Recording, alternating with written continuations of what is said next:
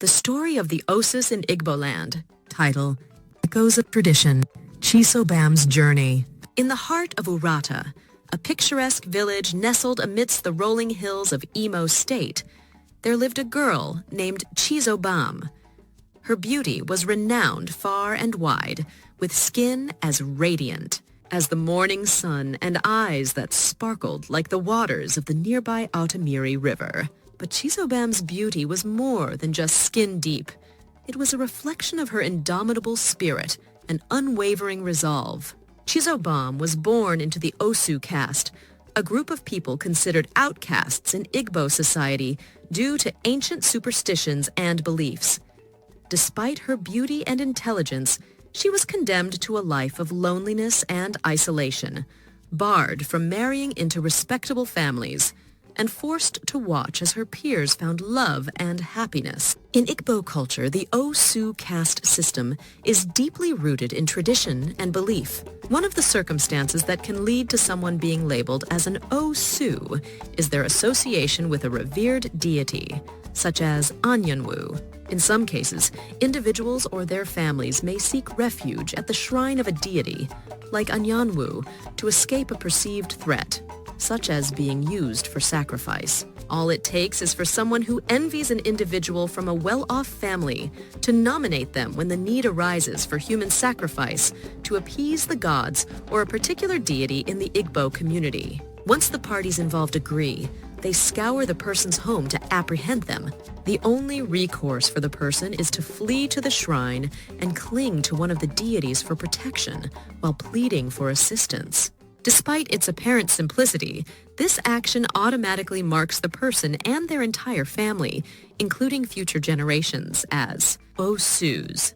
Consequently, individuals exploit this method to undermine others and secure their own dominance in the community. For example, let's consider Chizobam's grandfather.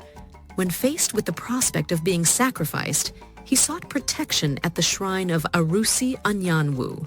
By grasping one of the idols of the deity, he invoked its divine protection, thus making himself and his entire family Osu in the eyes of tradition. This act of seeking sanctuary at a deity's shrine may seem innocent, but it carries profound consequences within Igbo society. The chief priest of the shrine is obligated to perform rituals to appease the deity and maintain its favor. In doing so, he unwittingly reinforces the Osu status of the individual and their family, perpetuating the cycle of discrimination and prejudice. In Chizobam's case, her grandfather's desperate bid for survival ultimately branded her as an Osu, condemning her to a life of stigma and marginalization. This illustrates how deeply ingrained the Osu caste system is within Igbo culture, and how even acts of desperation can have far-reaching implications for generations to come. In Igbo culture, the Osu caste system is a social hierarchy that categorizes individuals into two distinct groups: the Osus and the Diralas. Osus are considered outcasts or untouchables, often believed to be dedicated to deities or spirits. They are traditionally forbidden from marrying or socializing with the Diralas, who are regarded as freeborn individuals. Osus face widespread discrimination and are often marginalized within their communities due to their perceived status. On the other hand, Diralas enjoy higher social status and privileges within Igbo society.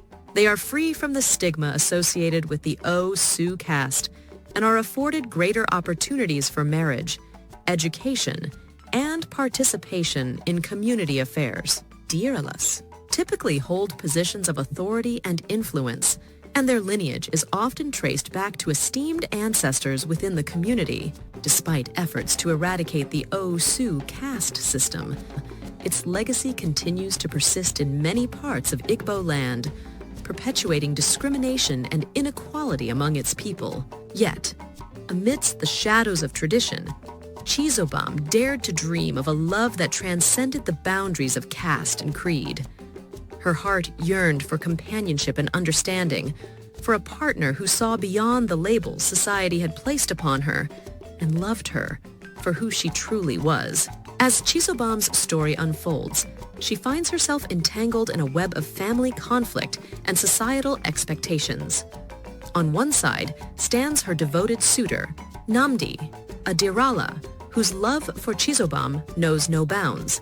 And on the other, her family is bound by the rigid dictates of tradition and determined to uphold the Osu caste system at any cost. But amidst the turmoil and heartache, Chizobam's spirit remains unbroken.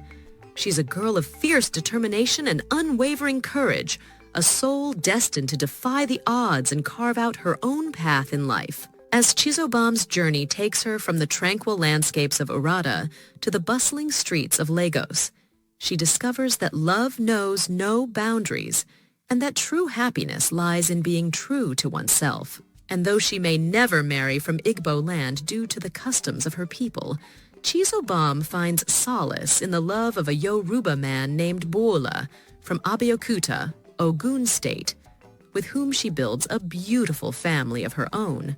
But even as Chizobam finds happiness in her new life, the echoes of tradition continue to haunt her, reminding her of the sacrifices she has made and the battles she has fought. And though she may never forget her roots, Chizobam dreams of a day when the people of Igboland will embrace change and usher in a new era of acceptance and understanding. As Chizobam settled into her new life in Lagos, her heart remained tethered to her homeland of Urata.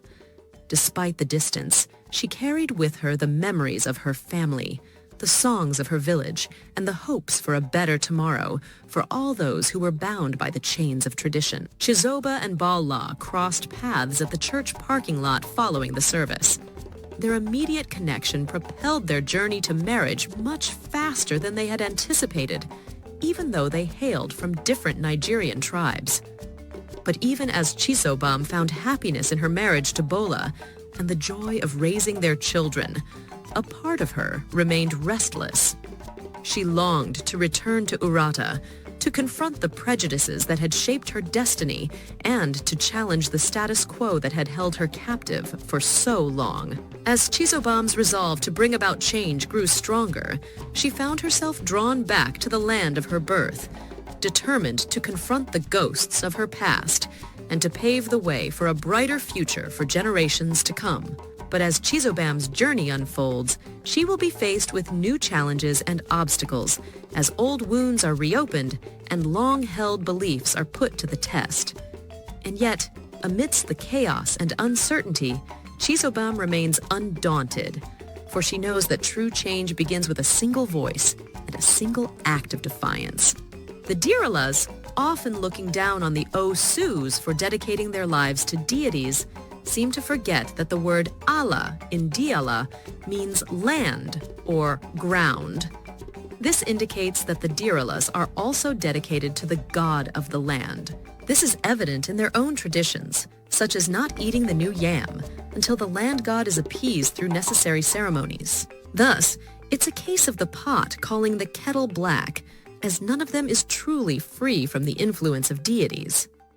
And so, dear listeners, as we bid farewell to Chizobam and her quest for love and acceptance, let us remember the lessons she has taught us, that no matter the obstacles we face, we must never lose sight of our dreams, and that with courage and determination, anything is possible. It is customary among the Igbo people to send representatives or spies to investigate the background of a potential bride's family, just as they do for the groom's family. During these inquiries, they seek to ascertain if there is a history of mental illness, leprosy, theft, or if they are classified as Osus, Oros, or Mays. Despite calls for its complete abolition, this practice continues to hinder marriage arrangements in Igbo communities. When will this discrimination cease? Brothers and sisters, let us join hands to definitively put an end to the Osu caste system in Igboland.